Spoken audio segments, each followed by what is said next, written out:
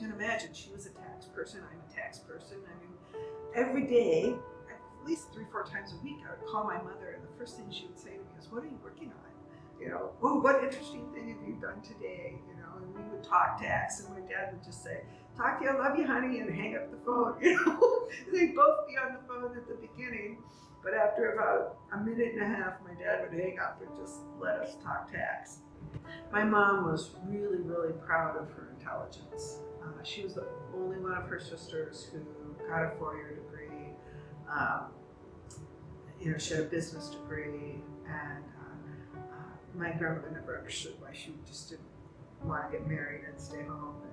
And, so my mom, you know, she graduated from Southern Methodist University in the 1950s, and she always told me, I can't prove it, but she always told me that she was the first accounting graduate from Southern Methodist University in Dallas, Texas. And she graduated, and then she had my brother. And my brother's 9 years older than I am. And when I was 12, my mom started working for H&R Block, and then she bought a couple tax practices, and she had this firm that she grew, and she got her investment license. And my mother had more Social Security than my dad. When I did their taxes, I thought, well, she did all right in a relatively short period of time, because she didn't go back to work until she was 47 years old. My mother was actually working on an investment book, because my mother knew when to sell stocks. And I still, in my closet, I have a corkboard in my closet, and I have this Post-it note that my mother wrote the 5 things that she looks at a graph on a stock.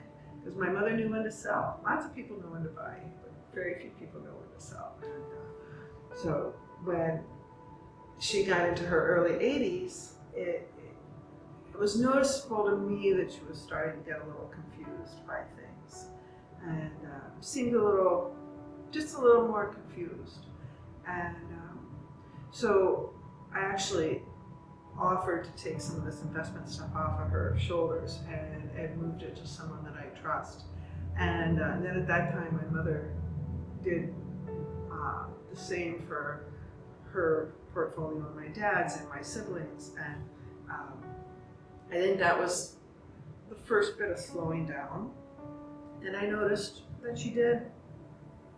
She wasn't diagnosed till she was 83, and we were in Maine, and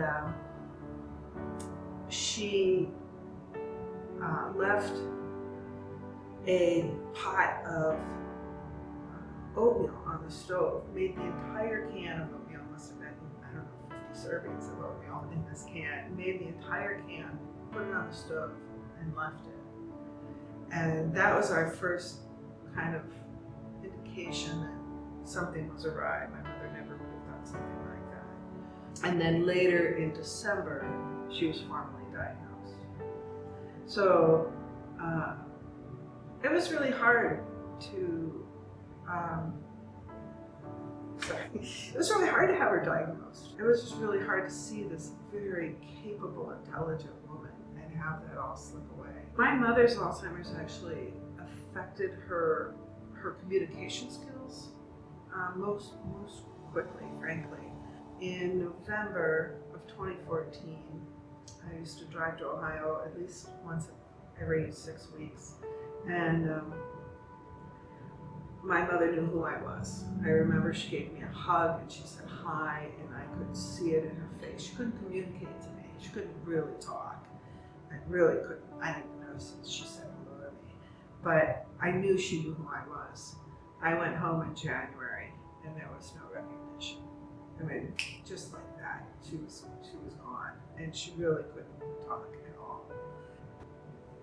We were sitting with her in the sunroom, and she was awake, and you could tell because her eyes were bright. Before they were really dull, and she was really out of it. But she would have these moments of not really clarity, but more lucidity than she normally had. And so we took her out, and she sat in the garden room at this memory care unit, and my brother was next to her, and I was on the other side of her, and I put my brother's hand in my mother's hand, and I said, "Mom, this is Jeffrey." And he's her firstborn, number one, and he's a boy, so that's a big deal.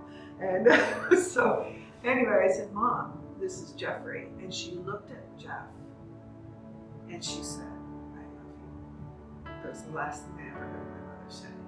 I got a call from my sister and she said, hospice is giving Mom 2 weeks. She has quit drinking and she's aspirating everything, so she can't drink and she can't eat. So they're giving her 2 weeks. My other sister actually lives right near my parents, and so the three of us were there with Mom on Saturday, and we had taken her outside. We pushed her bed outside. It was beautiful. You know, it was July, and you know, they said 2 weeks. You know, I didn't know how long I would be home, and Sunday morning I got a phone call that said hospice says she has 24 hours, and you know, in the 20 minutes it took me to get myself and my sister out the door of the hotel room over to the nursing home, she was gone. And it was just like that. So I got involved in the walk because of my mother. And then February of this year, I was asked to join the Accounting Industry Leadership Council for the Alzheimer's Association. So the Alzheimer's Association started this accounting leadership group. There's 19 firms in it, from big firms to small firms, and this is only the second year, I think, of the Leadership Council.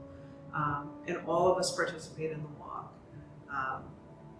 And then we also, you know, in addition to raising money for the Alzheimer's Association, the Alzheimer's Association offers training for accounting firms so they can help us notice the signs of Alzheimer's and dementia in our clients.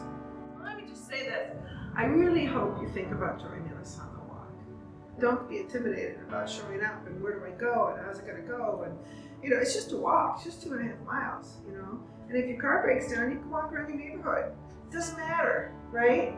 You just go and you won't be able to hang out with your coworkers, but yeah, just go and take a little walk on a Saturday morning with a bunch of other people.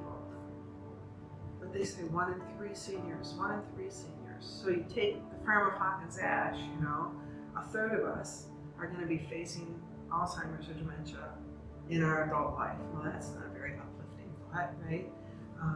But that's why we do this walk, because there's all the money for this walk goes to research. And they've done some really interesting research of reversing the effects of Alzheimer's that hopefully we'll find a cure.